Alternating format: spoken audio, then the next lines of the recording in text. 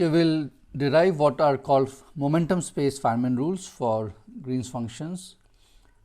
So let me write that down. Momentum.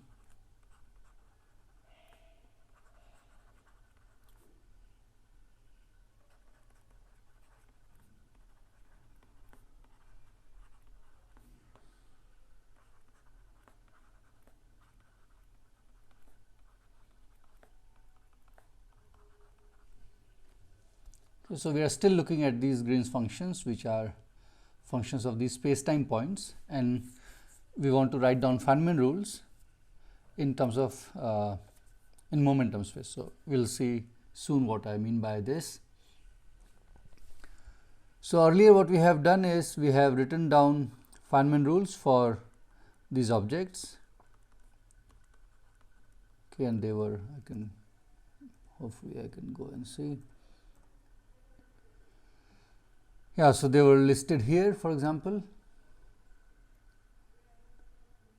Okay, and now we are going to derive another set of Feynman rules for the same object.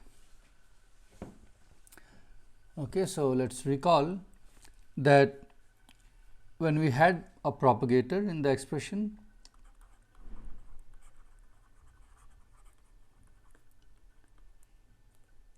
okay, so the propagators, which we denoted by x1 minus x2 df of x1 minus x2, this has an expression of the following form.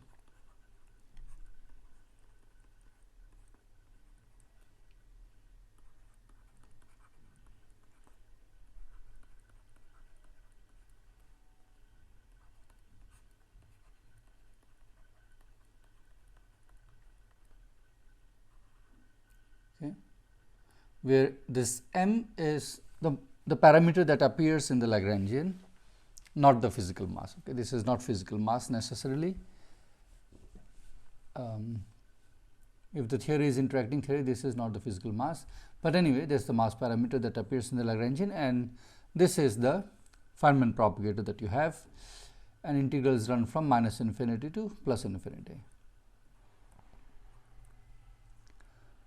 Okay, and we were denoting earlier the propagator df between space-time points x1 and x2 by a line connecting these two. Okay.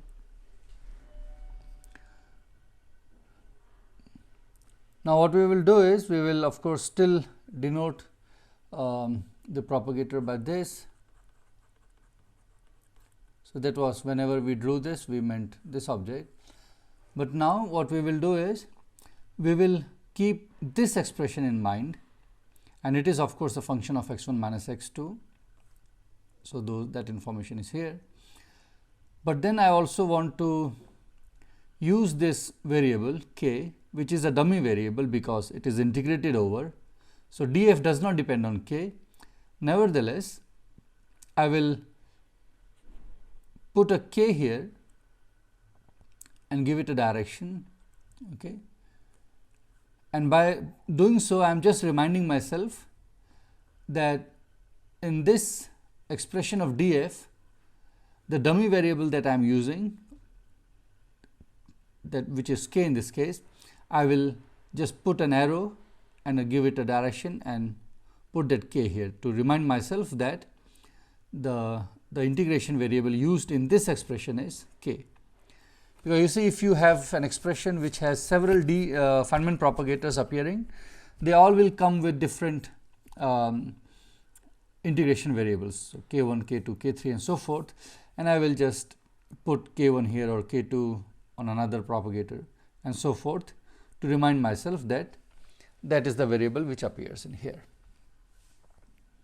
Okay, and also I am going to always keep this form in mind.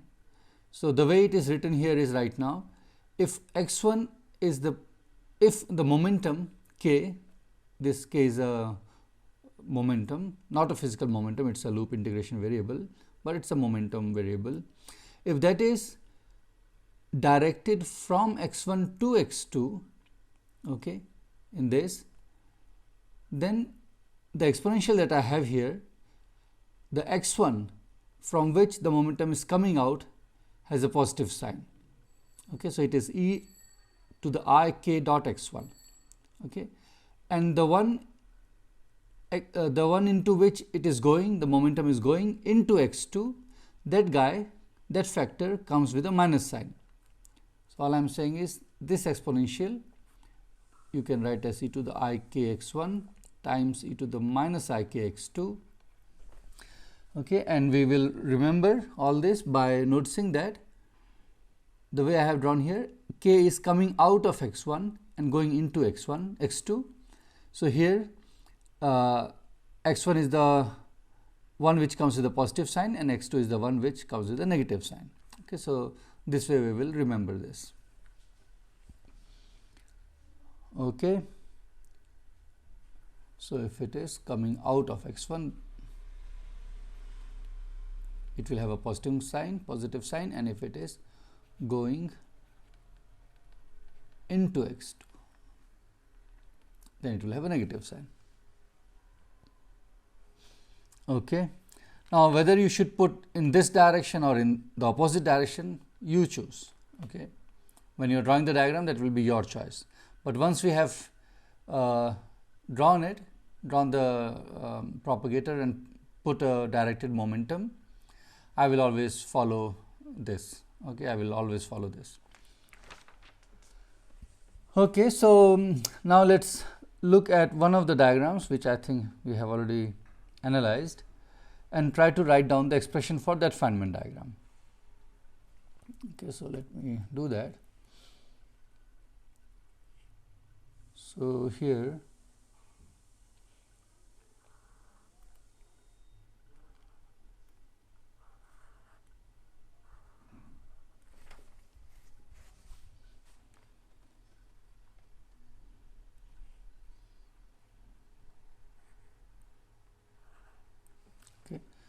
so x1, x2, x3, x4. This is the one which is given to us, and we want to find out, we want to write down the expression for this Feynman diagram. Okay, so you recall what Feynman rules we had found. You just put the propagators for each of these lines, okay, and include minus I lambda over 4 factorial for each of these vertices, integrate over z1 and z2, okay, and then you should multiply with 1 over 2 factorial, because this is an order lambda square diagram, there are two vertices.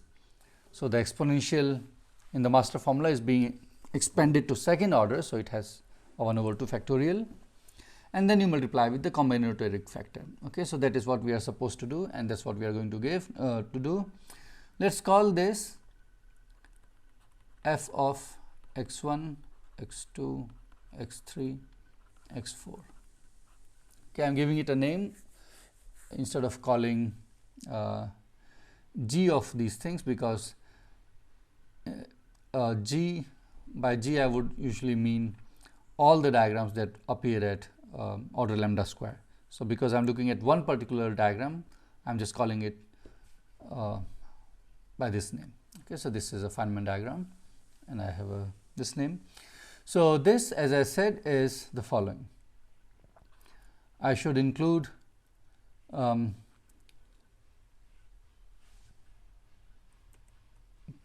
I should first have all the propagators. So let me call this propagator as propagator number 1, this propagator as propagator number 2, this propagator as propagator number 3, and this as 4, this one 5, and this one 6.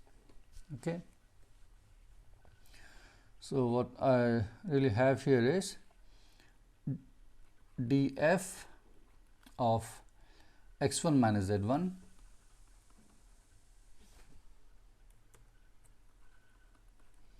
df of x2 minus z1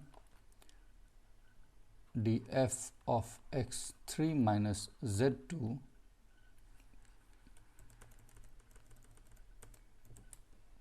df of x3 minus z2 df of x3 minus z4, okay, then df of z1 minus z2 for this line, line number 5, and df of z1 minus z2 again for line number 6. Okay, and these are all multiplied. And then I should integrate over the z1 and z2. Okay. Then I should include minus I lambda over 4 factorial for each vertex. Then, as I said, 1 over 2 factorial coming from the expansion of the exponential times the combinatoric factor, which is we have determined earlier.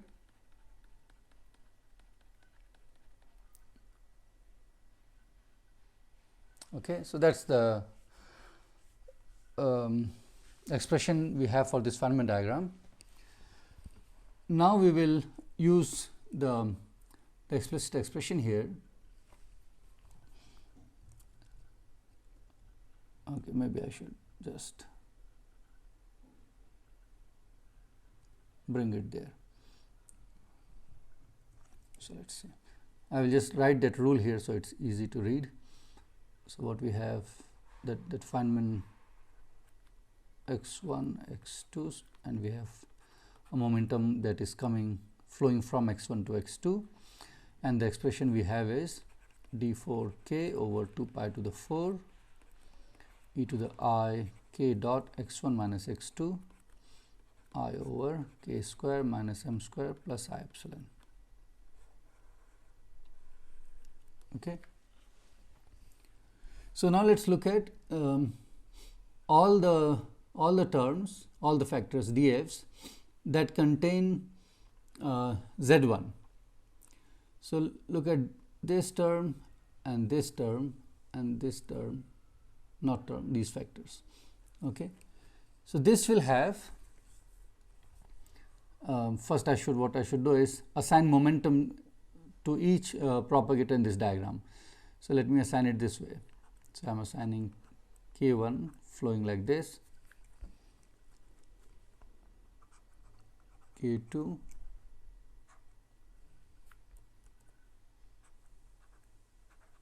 k3, k4, and of course you can make a different choice. You don't have to assign momentum flowing like this, okay, because the k's, the k1, k2 and all these are dummy variables, so you can choose whatever you wish. But let's assign it in this manner.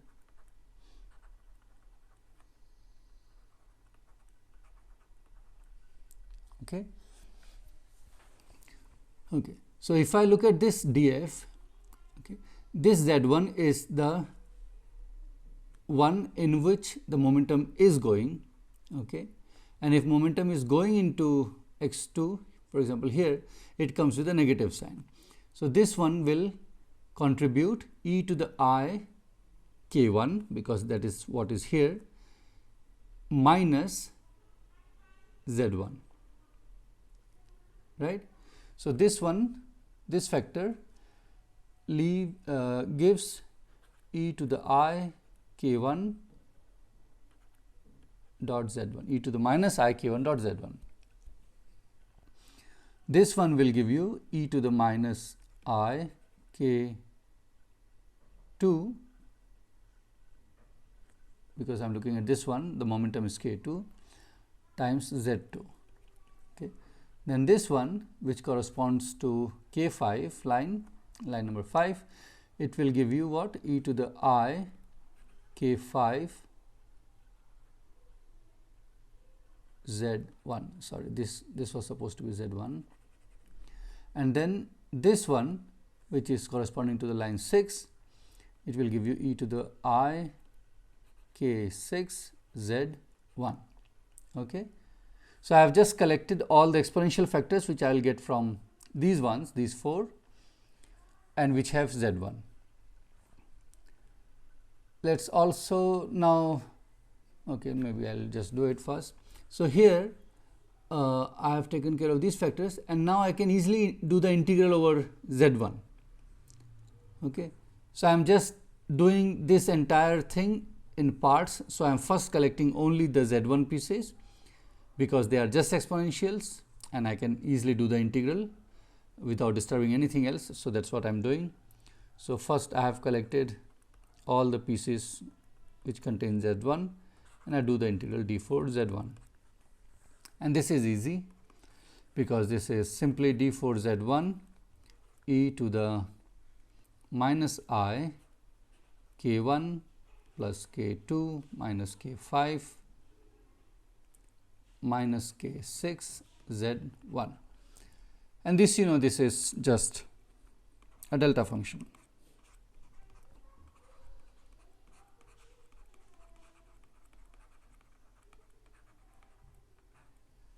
Okay. Let us do the same thing for Z2. So, let us look at this one. Z2 is here, Z2 is here also and here, okay, at this place. So, here you will get d4 Z2. Let us look at this line x3. So, again it is entering into this one. So, you will have a minus sign. So, e to the minus I k3 Z2 e to the minus I k4 Z2 e to the I k5 Z2, again with the minus sign because it is entering into this vertex, and e to the minus I k6 Z2. Okay. And this will give you again as before a delta function which will be this. So, you will have k3 plus k4 plus k5 plus k6. Okay, there is no minus sign because all of them have the same sign in this case, because all the momenta are entering into the vertex here, into this point. So, they all come with the same sign. Okay. So, you see what has happened here is that at each vertex now, see, we have taken care of what was happening at Z1. So, we have done the integral over Z1, we have done the integral over Z2, and we have taken care of all the factors that contain Z1 and Z2, and the result of those integrals has given us these delta functions. And what are these delta functions saying? These delta functions are saying the following. If you look at Z1, okay, the integral over Z1 has given a momentum conservation at the vertex. So, what is the total momentum that is entering the vertex Z1?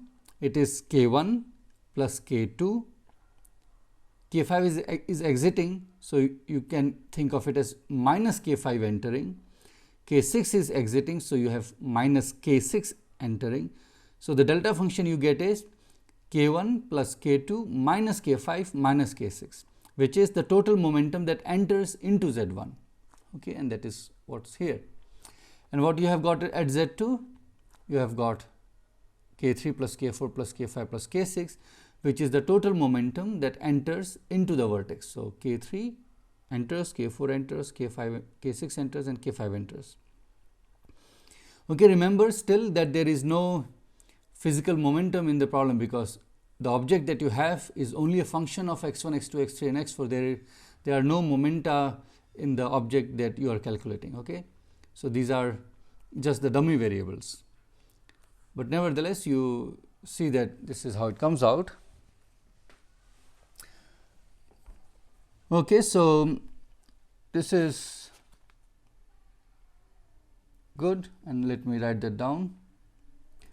So, what we have seen is the effect of the vertex doing the d4z integral at the vertex is this, that we should include, no, not include, we see that we have a momentum conserving delta function, or more precisely 2 pi to the 4 times delta function at each vertex.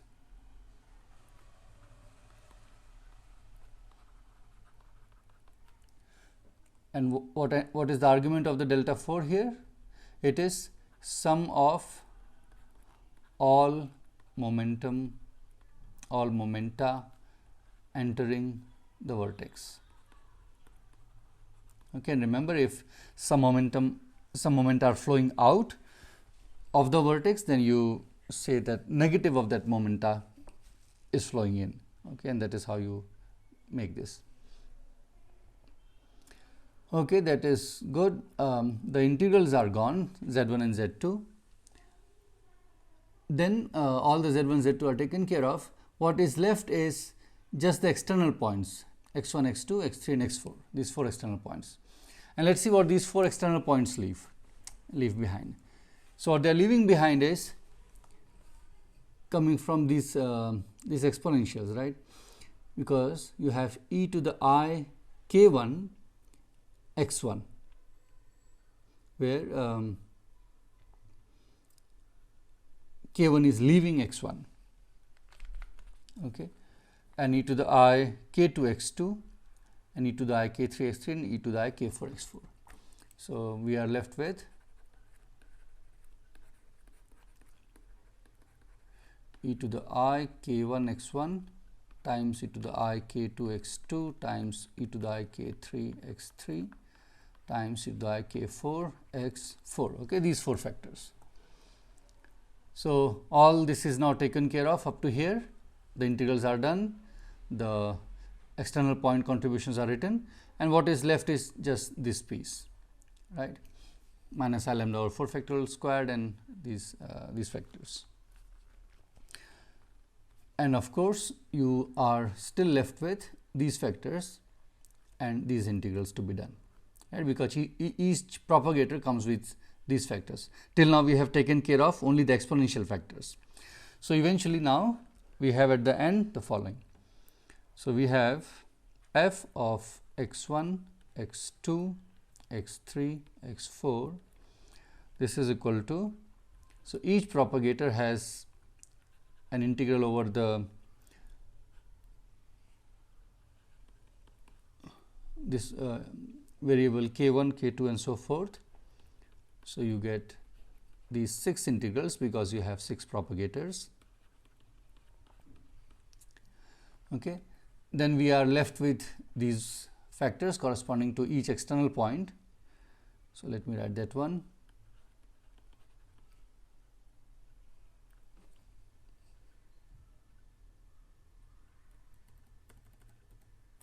Maybe a little to this side, e to the I k1 x1, k2 x2, k3 x3, x4.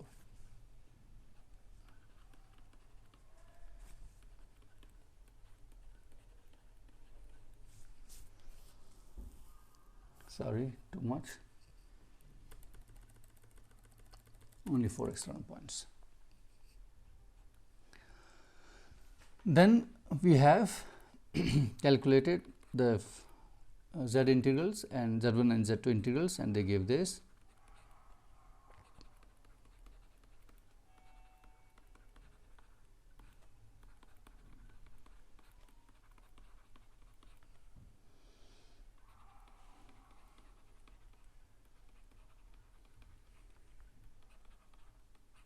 Okay. And then what we are left with? We are left with these factors for each external for each propagator. So I have I over k1 square minus m square plus I epsilon times the same thing 6 times, and the last one is k6 square minus m square plus I epsilon. Okay. And then our minus I over lambda 4 factorial squared times 1 over 2 factorial times this combinatoric factor. Okay, so the same thing I can write in this form. So, we can say that we have found new Feynman rules now for writing down the Green's functions. Okay. And so, what we should do is we should, for each propagator, assign a directed momentum. So, let me list it down first. So, momentum space Feynman rules.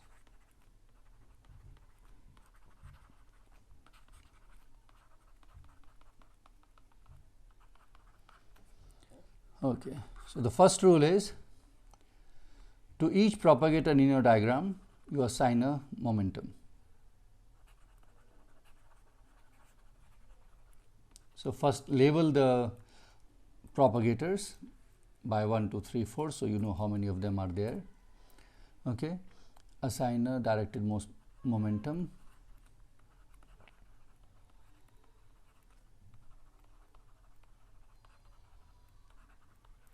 You can choose the direction. There is no one telling you which way you should put the arrows. It's up to you. You will get the same answers always. Okay. Then what should we do? We should do the following.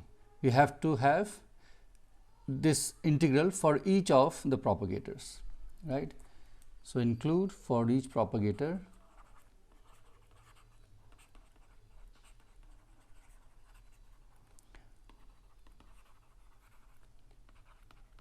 d4 ki over 2 pi to the 4, and you have to integrate over this. Also, for each propagator you should include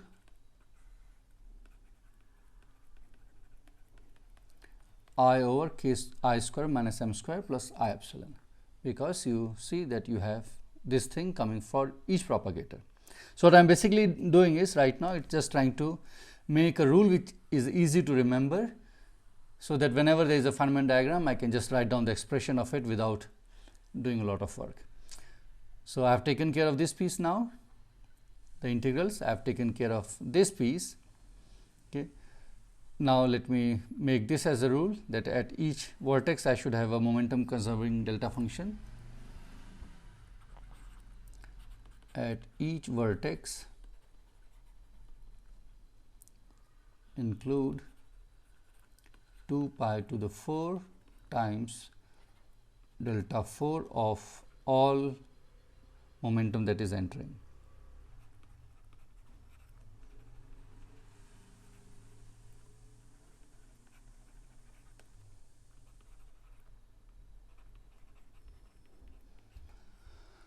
Okay, and that will take care of these two factors. What is left now? This is left, or maybe, so what is the rule here that I should make? The rule should be this: for each external point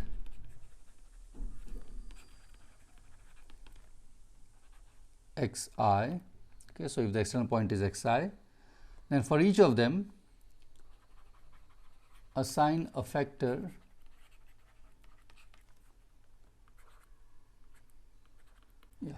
maybe here I can make a k, it will be better this way. Okay, so for each external point xk, assign a factor of e to the minus I lk xk if lk enters the vertex or enters the external point.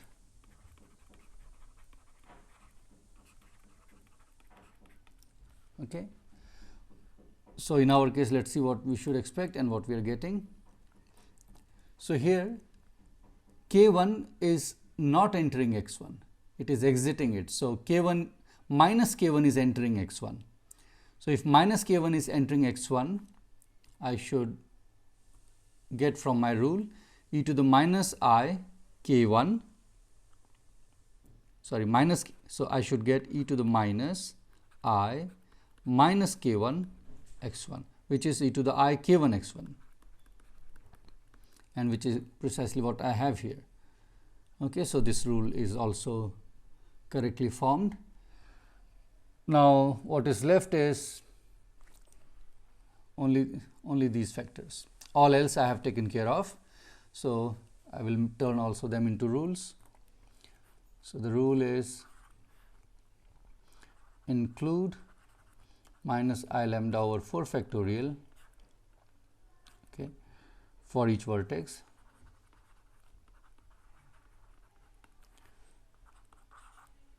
And finally, not finally yet, include INCLUDE, include 1 over v factorial. If you have v number of vertices, in this case you have 2 vertices, so v is 2, 1 over v factorial if there are v vertices in the Feynman diagram. And finally, multiply with the combinatoric factor.